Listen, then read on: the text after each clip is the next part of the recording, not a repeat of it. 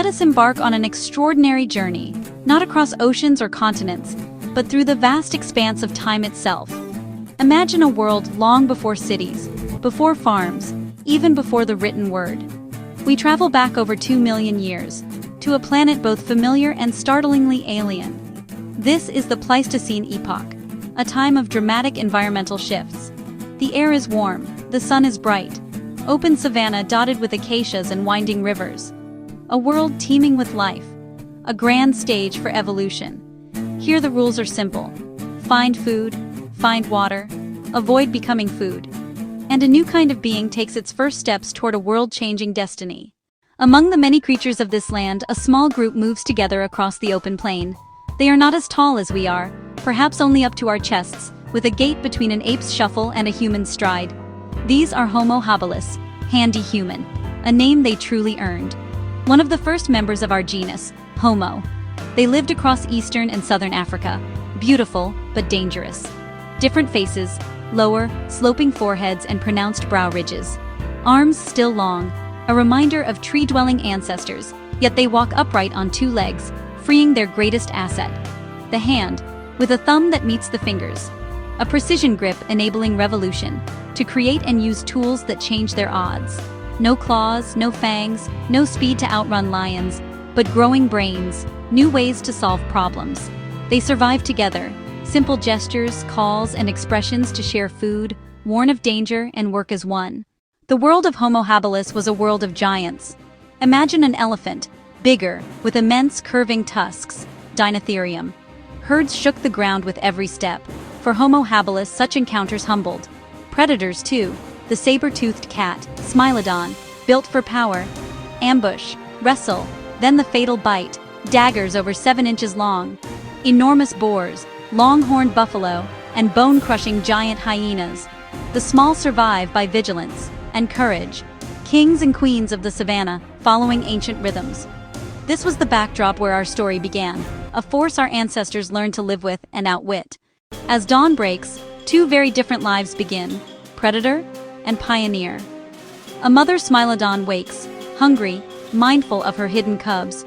She hunts by scent, hearing, stealth, and explosive power, instinct, strength, raw predatory prowess. Nearby, a small band of Homo habilis emerges from shelter. Their morning is social, communicating, planning the day's forage. Concerns, food, water, and above all, avoiding predators like Smilodon. They lack her strength and weapons, but together they watch all directions and share the load.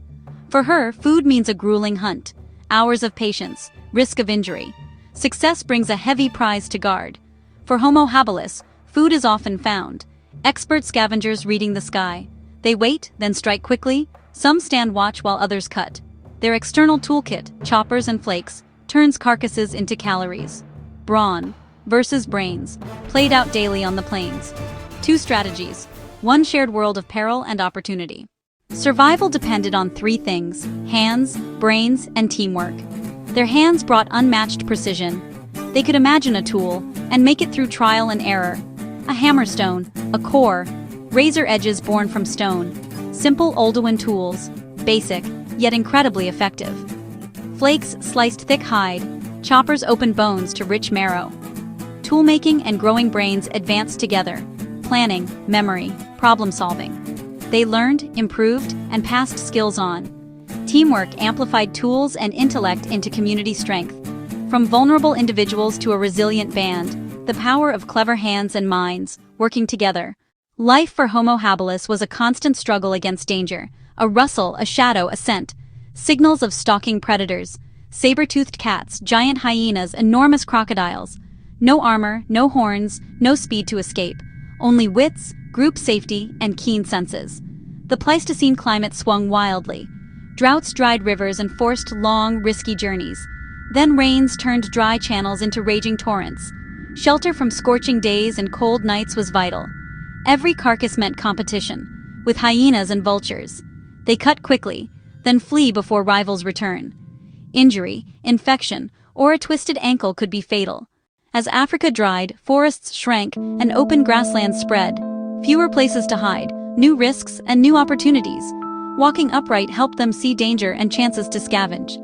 Free hands meant carrying food, tools, and even infants to safety. Bigger brains mapped water, food, and toolstone across vast ranges. Over thousands of generations, small advantages accumulated: walking, tools, and cleverness. Homo habilis bridged ape-like past and more human-like futures.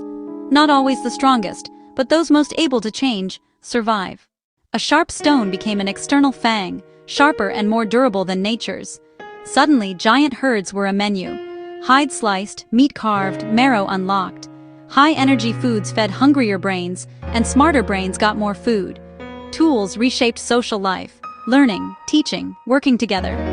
A tool is an idea made real, proof of foresight and planning. This dawn of ingenuity set us on a path to every technology that followed. Though Homo habilis vanished over 1 million years ago, their legacy surrounds and lives within us. They began a vital first chapter, from biology alone to culture and technology. Every tool we use continues a story that started with a stone struck on an African plain. They showed a new path: intelligence, cooperation, and ingenuity over brute strength. From habilis to erectus to sapiens, each built on the last, and spread across the globe. Homo habilis lit the spark. In our curiosity and creativity, their spirit endures today.